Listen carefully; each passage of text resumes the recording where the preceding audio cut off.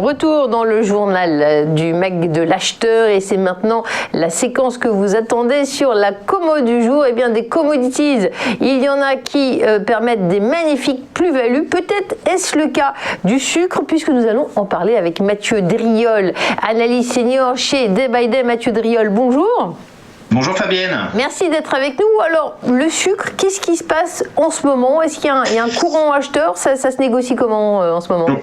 Oui, tout à fait. Le sucre a donné un signal très très fort en fait à moyen terme. Il y a quelques semaines de cela, on en avait déjà parlé.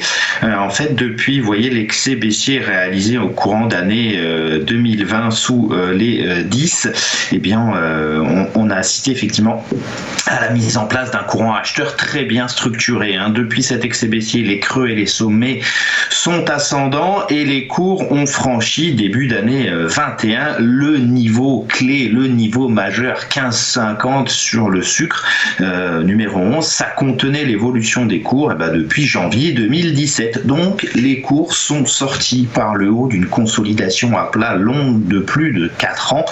Et bien lorsqu'on a un tel signal, c'est qu'on a la mise en place d'une dynamique de moyen long terme importante à venir.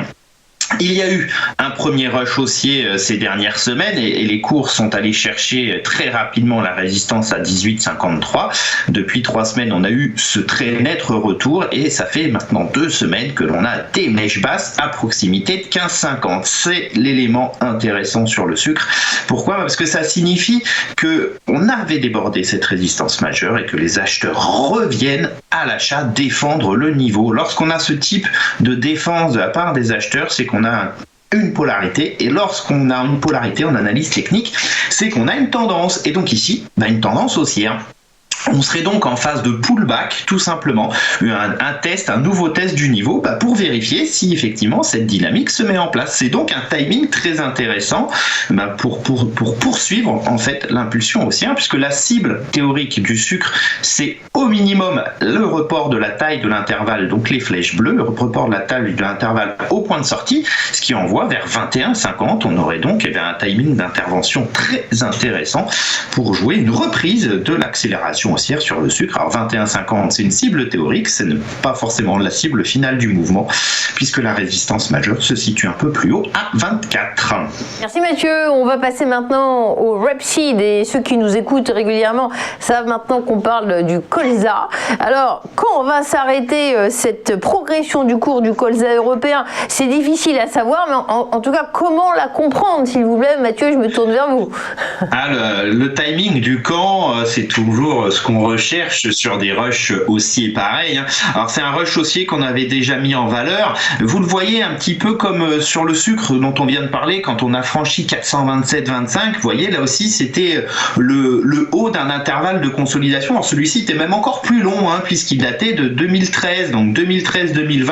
On sort par le haut, on effectue un tout petit pullback très rapide et puis on a un véritable rush haussier puisqu'on a atteint la cible théorique, vous voyez le report de la taille de l'intervalle, là encore les flèches bleues, en l'espace de quoi 5 semaines, 6 semaines, les cours sont passés de grosso modo 420 à 520, ils ont pris 100 points en 5 semaines et c'est très très compliqué déjà de déterminer l'arrêt d'une telle dynamique et de pouvoir rentrer à nouveau en fait dedans. C'est ça que l'on va chercher. Le problème, c'est que le rush haussier a été tellement formidable, tellement violent, que sur cet horizon de temps moyen terme, où une bougie représente une semaine de cotation, on n'a pas le moindre support avant quasiment le bas du range.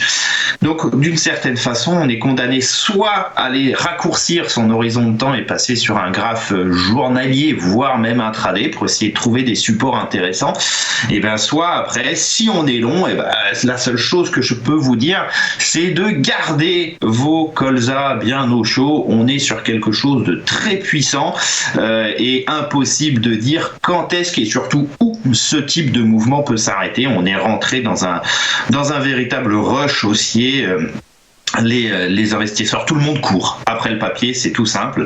Ce type de mouvement peut avoir des replis relativement violents, à l'image de l'impulsion précédente, mais il faut toujours essayer de chercher à rentrer à l'achat sur le colza. Les prochaines résistances, c'est 554 et 587.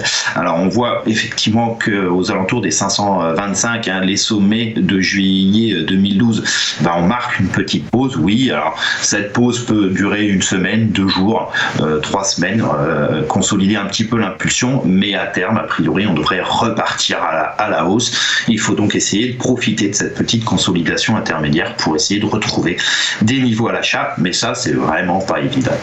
Merci beaucoup Mathieu Driol. C'est la fin de cette séquence La Commo du jour et puis c'est la fin de cette revue de presse des matières premières pour l'industrie agroalimentaire. Si vous voulez tout savoir, tout comprendre, c'est cette lettre de l'acheteur qu'il faut lire.